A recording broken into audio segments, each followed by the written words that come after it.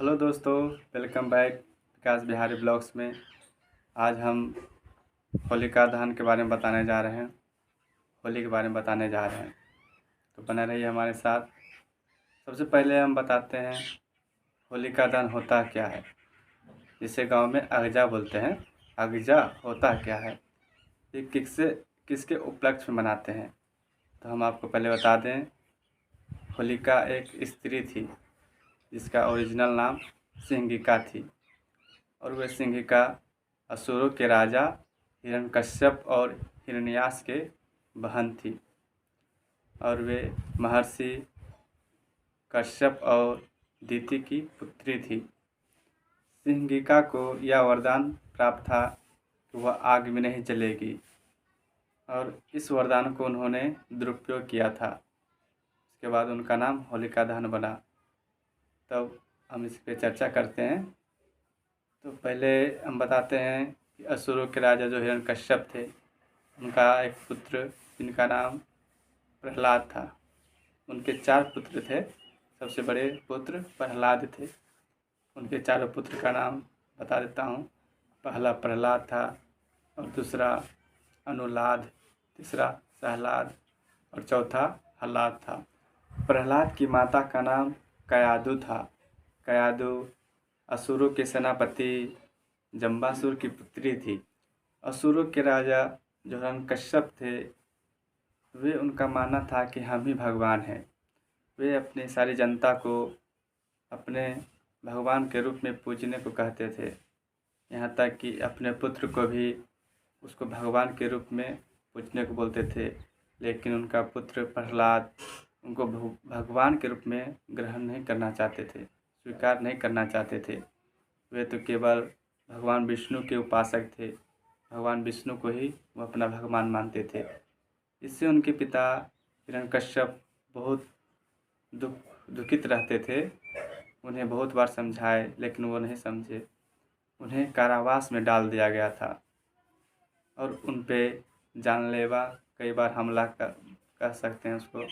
कई बार उनको जान लेने की कोशिश की गई थी। सबसे पहले प्रहलाद को पहाड़ों के ऊपर से फेंका गया ताकि उसकी जान निकल जाए, लेकिन ऐसा हुआ नहीं।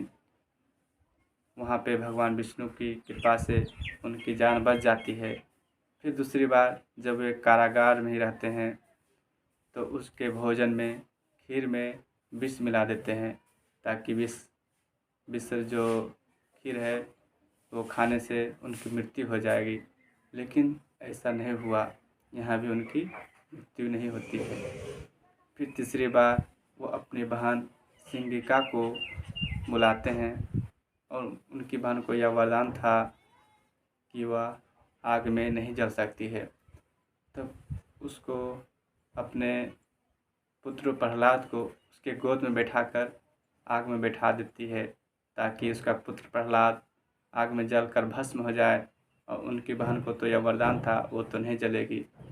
लेकिन इस वरदान को सिंगिका ने दुरुपयोग किया था, और ऐसी हवा चली कि भगवान विष्णु की कृपा से प्रहलाद को कुछ नहीं हुआ, और सिंगिका वहीं पर जलकर भस्म हो गई। तभी से सिंगिका का नाम होलिका के रूप में जानने लगे हैं। तभी से होलिका मनाते हैं। होलिका तो आपको बता देते हैं, वे प्रहलाद की बुआ थी। चौथी बार उनके फूफा कामरूप नरेश वीर परीक्षित ने उसे समुद्र के ऊपर ले जाके छोड़ दिया था, ताकि वे समुद्र के गहराई में जाके उनका मृत्यु हो जाए। लेकिन भगवान विष्णु की कृपा से उनके कमल के द्वारा उनकी जान को बचा लिया जाता है, और यहाँ भी भक्त प्रहलाद की मृत्यु नहीं होती है, और उनका जान बच जाती है। और 5वीं बार जब उनके गुरु शुक्राचार्य के पुत्र गुरुशन और गुरु अमर उनको अपने आश्रम बुलाने ले जाते हैं, और उसी दौरान उन पर हाथी के द्वारा कुचलवा कर मारने की साजिश रचते हैं। लेकिन यहाँ पे हाथी उनको दंडवत प्रणाम करके वापस जंगल चली जाती है। यहाँ पे भी भक्त प्रहलाद को कुछ नहीं होता है, और वह जीवित रहते हैं। छठी बार गुरु शुक्राचार्य अपने पुत्र गुरुशन और गुरु अमर को यह आदेश देते हैं और आह्वान करने बोलते हैं ताकि राक्षसी कृत्या आकर भक्त प्रहलाद का वध कर सके। लेकिन वह तो भक्त प्रहलाद का वध नहीं करती है और उनके पुत्र गुरुशन गुरु अमर का ही वध कर देती है। उनके सिर को दोनों को अलग कर देती है। इससे गुरु शुक्राचार्य बहुत दुखित होते हैं और वह भक्त प्रहलाद को कलंकित करते हैं कि तुम्हारे कारण ही हमारे दोनों बेटों की मौत हुई है। इस कलंक से बचने के लिए भक्त प्रहलाद भगवान विष्णु से प्रार्थना करते हैं कि हमें इस कलंक से बचा लीजिए, और वे इस प्रार्थना को स्वीकार करते हैं।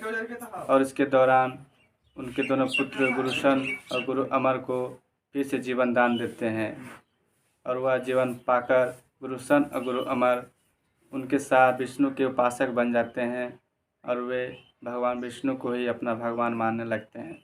हिरण्यकश्यप के भाई हिरण्याक्ष को भी भगवान विष्णु ने बराह अवतार में उनका वध किए थे।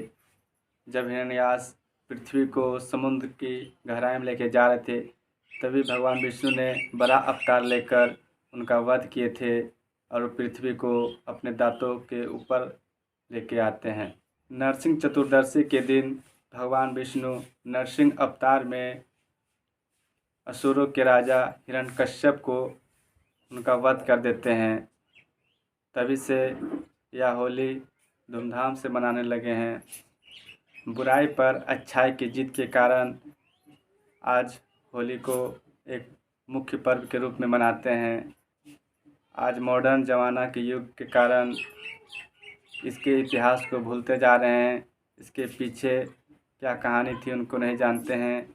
लोग होली तो मना रहे हैं लेकिन उनकी विशेषता को नहीं जानते हैं, क्यों मनाते हैं। तो यही असत्य पर सत्य की जीत की हुई थी, बुराई पर अच्छाई की जीत हुई थी।